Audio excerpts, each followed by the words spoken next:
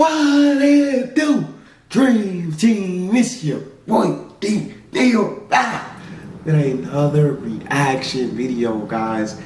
Here we are. This video is the first Medal of Honor ever recorded. And saying that, before we even say anything else, I just want to give a big shout out, a big thank you, show my appreciation for all of those who have served, who are serving, who have family members who serve. You guys are superheroes, and I want you to know I'm so thankful, and I have so much gratitude for you guys from the bottom of my heart. Thank you so much for giving us our freedom and helping us protect it. Now this should be interesting. Y'all already know what I need y'all to do now.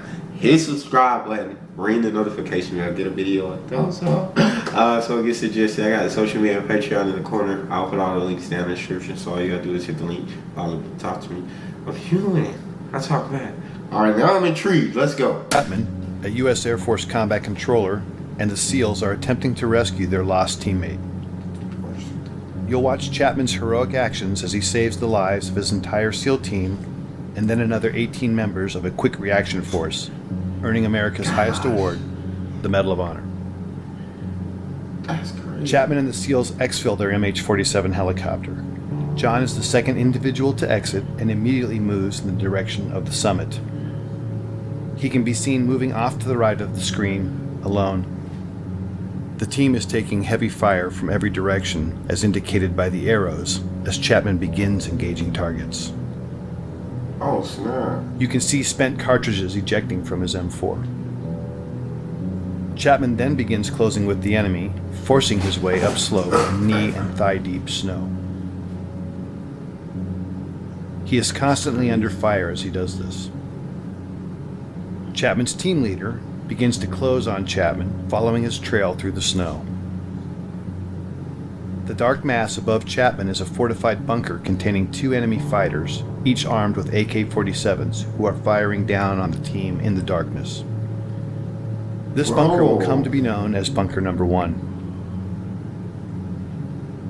To the left of the tree... Imagine, you know what I'm saying? Just being out there, you're in a freezing cold snow, right?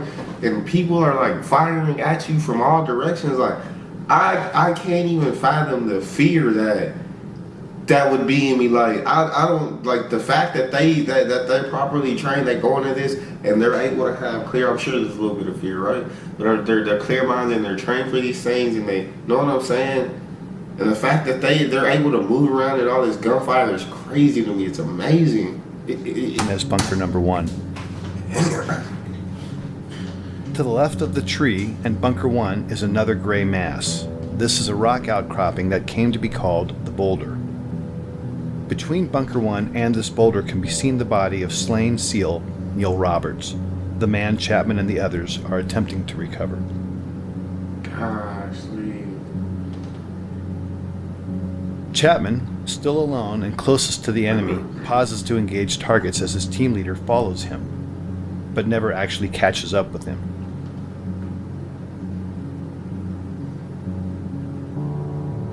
Chapman, on his own, now makes the decision to charge directly into the enemy bunker, despite withering point-blank fire.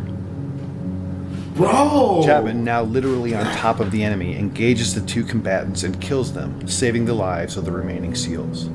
He does this from a distance of no more than 10 feet. These actions, by themselves, earned him his first Medal of Honor. He then climbs... This man, like, charged in, like, point-blank range gunfire. Like... That's wild. Like, give him multiple medals of honor, because that's amazing, man. That the fear that any regular person would have in that moment would be like paralyzing. These actions by themselves earned him his first Medal of Honor. He then climbs into and takes control of the bunker. Having cleared the immediate threat, Chapman is then joined by his team leader in Bunker 1. You can then see Chapman and his team leader engaging the next bunker, known as Bunker 2, which is situated to the left edge of the screen. This bunker, manned by a handful of Chechen and Uzbek fighters, also contains a heavy PKM machine gun, hand grenades, and rocket-propelled grenades. John Chapman was shot twice at this time in the torso and collapses, incapacitated. Oh, man.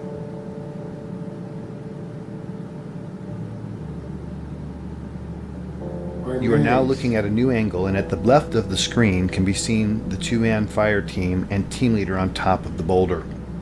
Just below it is Bunker 1 with the mortally wounded Chapman. One SEAL can be seen firing his modified M60 machine gun from the hip into Bunker 2 on the right side of the screen until he is struck by grenade shrapnel and tumbles 10 feet off the top of the boulder, collapsing at the feet of his team leader, thus setting off a chain of events that would lead to the SEALs abandoning Chapman on the summit. Bro, the wounded SEAL and the team leader can be seen conferring about his injuries. Moments later, the SEALs decide to retreat from the summit because their position is untenable in the face of continued massive enemy firepower. They can be seen moving toward the right side of the screen and passing the body of Neal Roberts.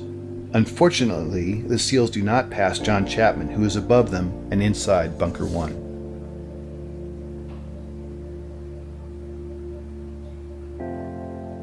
This angle shows 3 SEALs in a triangle. The larger black heat signature is a smoke grenade. Just to its left is a donkey and dead Al-Qaeda fighter. Bro, this is wild. And so John Chapman was mortally wounded, shot twice in the torso. And so I think they had to retreat and or find a different position, because that one they just couldn't maintain that position because the enemy fire was too heavy at that spot. And so I think they had to leave, which, man, I can only imagine. I just can't imagine being in situations like this, man. What you guys do who serve, man, you guys are heroes. Y'all are real heroes. Is a smoke grenade. Just to its left is a donkey and dead Al-Qaeda fighter killed by Chapman. The steepness of the mountain can be seen as the SEALs begin to slide down the near sheer face.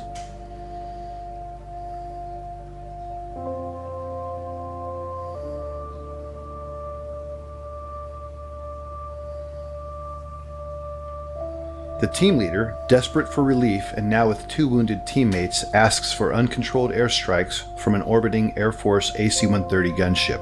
God, the impacts dang. You see are from 105mm howitzer rounds being fired onto the ridgetop in order to save the remaining SEALs. Because neither the SEALs nor gunship know Chapman is alive, he is experiencing these detonations from his position. At approximately 5:20 in the morning, Venus and Serena Williams. Bro, I think you have the next Michael Jordan. I got me. bro, Chapman recovers John Chapman's still over there. and begins to This man. Oh, I didn't mean to eat. Oh, I think I went forward. My bad. This man is a real life superhero, bro. Detonations from his position. At approximately 5:20 in the morning, Chapman recovers and begins to engage the enemy. Bunker 1 is on the right side center of the screen, and Bunker 2 to the left near the screen center. It will never be known what caused his incapacitation and recovery. Of the 2 rounds that originally wounded him, at least 1 was mortal, and at this time he is experiencing severe blood loss and shock.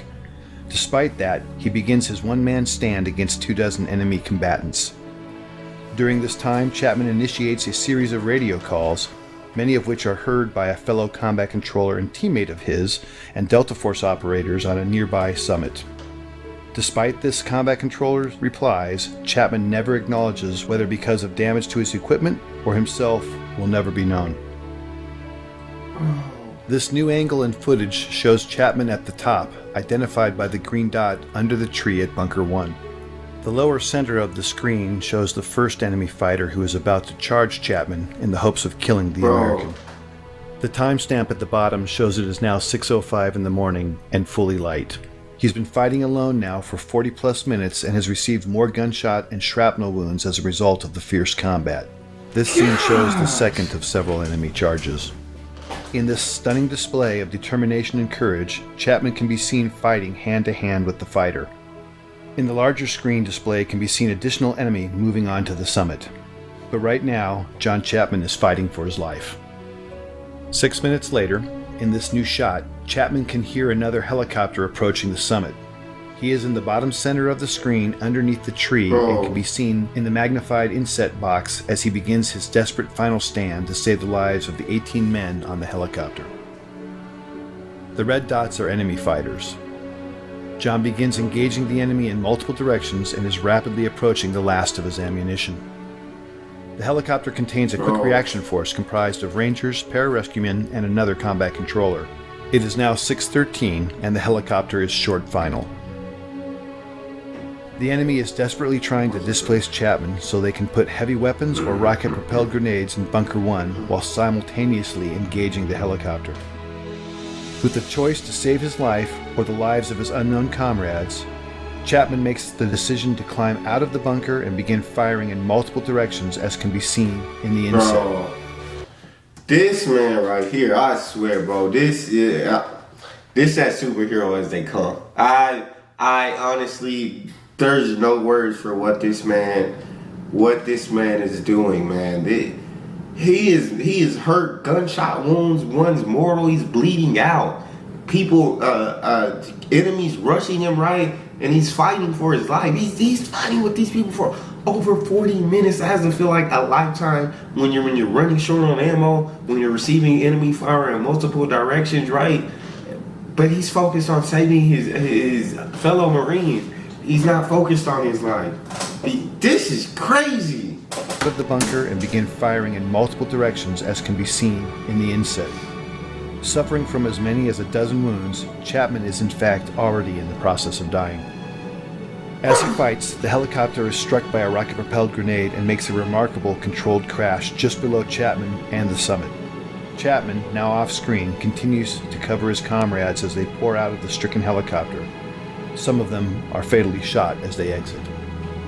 Gosh. These images, with Chapman fighting the enemy at close quarter, are the last to show him alive and in this heroic act, thus qualifying for his second Medal of Honor.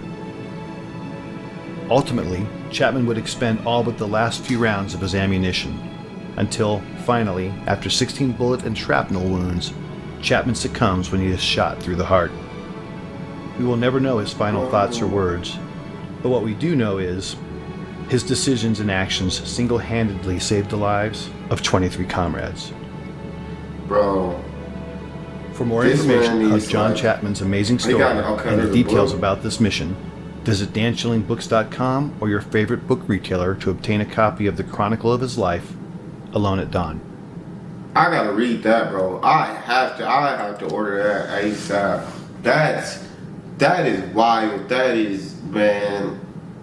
There's just no words for a guy who puts his life on the line like that. And that's why I respect those who serve so much, because you're putting your life on the line. And he's not worried about his life. He's worried about his fellow Marines. And he's fighting all of these enemies single-handedly, right? It's just crazy. He's rushing them at gunpoint, and dude's a hero. Dude, this man needs a movie. There needs to be a movie based off this book. There needs to be a movie about this man as well. Bro, thank you, John Chapman, man. You're a hero, and I don't even know what else to say. That's all we got for this one. If you guys got a favorite video or artist or song or anything you want to see or hear me react to, don't hesitate to drop it in the comment section. That's while the comment section's there. Before you leave, you gotta make sure that you hit subscribe, that you ring that notification bell, that you get this video a thumbs up so it's suggested. Social media and Patreon in the corner. I'll put all the links down in the description. Guys, if you want to subscribe, all you gotta do is hit the link, follow me, talk to me, and I'll talk back, and I love talking to you guys. You guys are the most incredible team on YouTube. It's your boy Neal, out.